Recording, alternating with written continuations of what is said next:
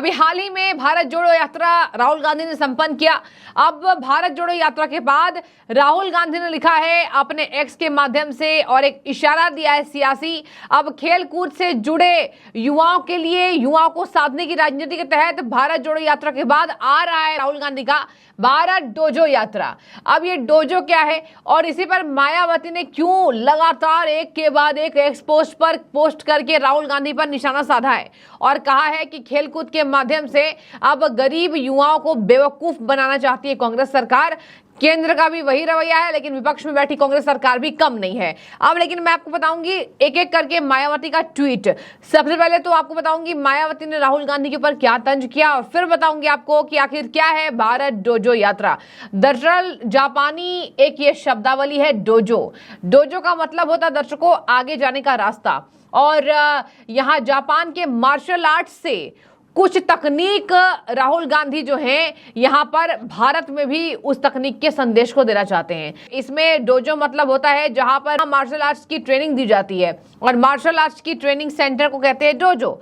और इस वर्ड से राहुल गांधी ने क्या पिक किया है मैं आपको पहले बताऊंगी, लेकिन सबसे पहले ले चलती हूँ मायावती के एक के बाद एक लगातार सियासी हमले से राहुल गांधी के ऊपर की गई। देखिए मायावती ने राहुल गांधी के ऊपर क्या क्या तंज कसा है। मायावती ने सबसे पहले ट्वीट किया है पेट भरे लोगों के लिए डोजो और अन्य खेलकूद के महत्व से किसी को इनकार नहीं है, लेकिन गरीबी, बेरोजगारी, महंगाई और पिछड़ेपन आदि के त्रस्त जीवन से जूझ रहे उन करोड़ों परिवारों का क्या जो पेट पालने हेतु दिन रात कमर तोड़ मेहनत करते हैं। भारत डोजो यात्रा क्या उनका उपहास नहीं है? भारत जोड़ो यात्रा के बाद भारत डोजो यात्रा, भारत डोजो यात्रा क्या गरीबों का उपहास नहीं है? ये मायावती ने एक सवाल सीधे तौर पर कांग्रेस के युवा नेता से पूछ लिया है। आज राहुल गांधी को लगता है कि वो यहाँ पर देश की पसंद बन रहे हैं, लेकिन बता रहे आपको अभी भी जो सर्वे किया गया था युवाओं के बीच पीएम मोदी इतने पसंदीदा है, इतने लोकप्रिय है कि उनको 50% से ऊपर लोगों ने माना था। और देखिए भारत जोड़ो यात्रा ही नहीं, हर तरीके से राहुल गांधी ने भी युवाओं को साधने की कोशिश की, लेकिन अगर लोकप्रियता के हिसाब से आप देखें तो प्रधानमंत्री युवाओं में भी खूब लोकप्रिय हैं। भारत का ग्रामीण इलाका चुनाव को तय करता है।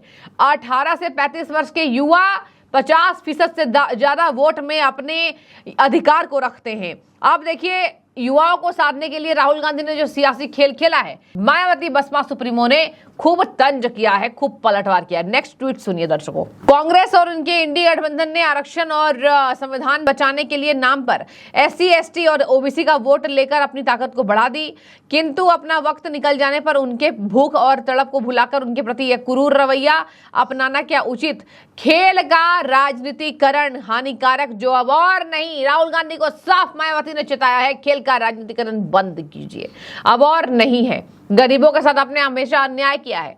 दर्शकों मायावती हमेशा कांग्रेस पर बिफर रहती हैं, वो केंद्र पर भी बिफर रहती हैं। हालांकि अब कांग्रेस को इस बात की तकलीफ है कि मायावती जो है वो केंद्र से डरती हैं और केंद्र के खिलाफ कुछ नहीं बोलती हैं, जबकि मायावती एक समय में मुख्यमंत्री रह चुकी हैं। दमदार लीडर मायावती रही है दलितों की और पिछड़ों की राजनीति करने में मायावती ने अपनी सारी यहाँ पर जिम्मेदारी को हमेशा निभाया था। आगे सुनिए, यहाँ उन्होंने कहा केंद्र और राज्य सरकारें देश के करोड़ों गरीबों और मेहनतकश लोगों को सही और सम्मान पूर्वक रोजी रोटी की व्यवस्था कर पाने में अपनी विफलता पर पर्दा डालने के लिए उनके भूखे पेट भजन कराते रहना चाहती है, किंतु विपक्षी कांग्रेस का भी वही रवैया है।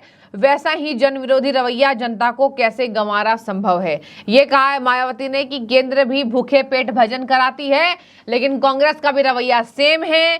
कांग्रेस का भी चेहरा जन विरोधी रवैया, जनता को कैसे गंवारा संभव है। मतलब मायावती ने ये दिखाया है कि केंद्र से लोग त्रस्त हैं, कांग्रेस से भी लोग त्रस्त हैं। ऐसा नहीं है कि कांग्रेस में कोई ऑप्शन लोग ढूंढते नजर आ रहे हैं। मायावती ऑब्वियस सी बात है बसपा के लीडर हैं, केंद्र का उपहास करेंगी, कांग्रेस के भी बारे में तंज कसेंगे, लेकिन राहुल गांधी को यह भारी इसलिए पड़ेगा क्योंकि राहुल गांधी को यह लग रहा था कि सभी विपक्षी दलों ने मिलकर मुझे अगर सपोर्ट किया तो मैं पीएम मोदी को हराने में मैं सफल हो जाऊंगा, लेकिन ऐसा होता दर्शकों नजर बिल्कुल नहीं आया, दूर दूर तक नजर नहीं आया।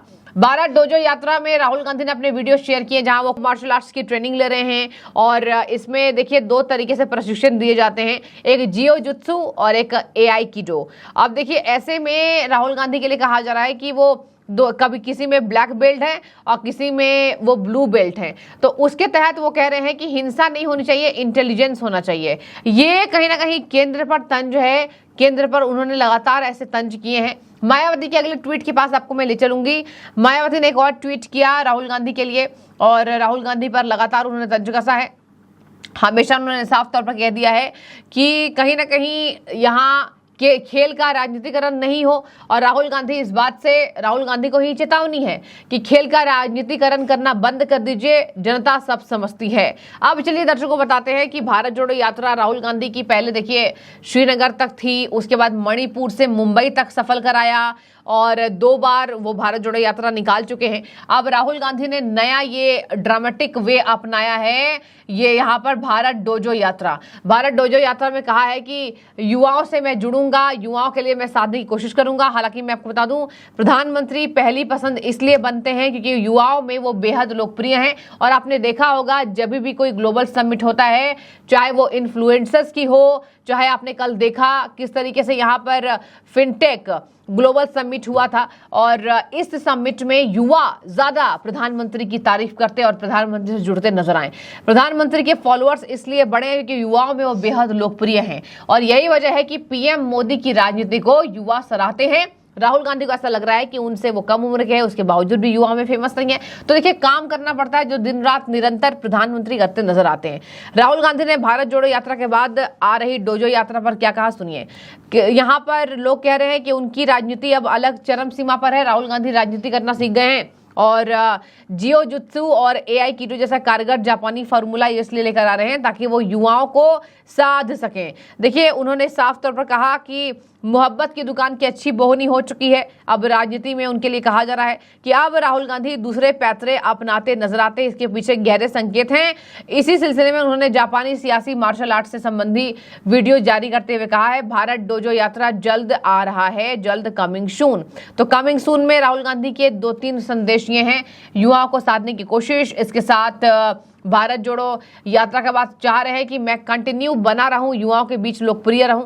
और भारत डोजो यात्रा से खेल संबंधित, अब देखिए यहाँ पर खेल संबंधित राहुल गांधी इसलिए भी तंज कस रहे हैं क्योंकि आपने देखा होगा कि पहलवानों के साथ जो राजनीति यहाँ पर सामने आई थी, और आपने देखा किसान आंदोलन के बाद पहलवान केंद्र के खिलाफ कूद पड़े थे, उसमें राहुल गांधी ने खूब राजनीतिक रोटियां सेकने की कोशिश की थी। और एक बार फिर से खेल के माध्यम से राहुल गांधी अपनी राजनीतिक रोटियां सेकने की कवायद ही तेज कर रहे हैं। वीडियो में कभी ब्लैक बेल्ट के बारे में बता रहे हैं, कांग्रेस ने कहा था राहुल गांधी ब्लैक बेल्ट हैं, ब्लू बेल्ट हैं, मार्शल आर्ट्स की एक अच्छी जानकारी उनको है। तो इसी वजह से राहुल गांधी एक नए पैतरे युवाओं को साधने के लिए अपनाते नजर आते हैं। तो जापान का ये दोनों मार्शल आर्ट्स का नाम है आइकिडो और जियो जुत्सु।